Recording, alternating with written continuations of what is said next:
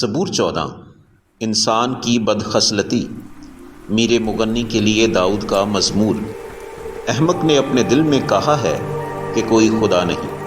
وہ بگڑ گئے، انہوں نے نفرت انگیز کام کیے ہیں، کوئی نیکوکار نہیں۔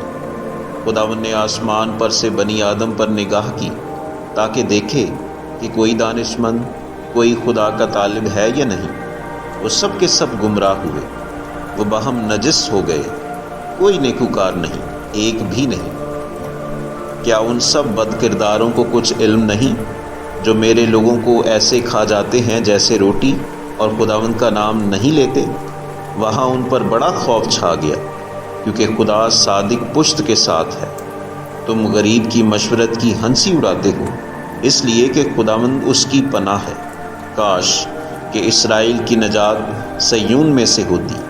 جب خداوند اپنے لوگوں کو اسیری سے لوٹا لائے گا تو یعقوب خوش اور اسرائیل شادمان ہوگا۔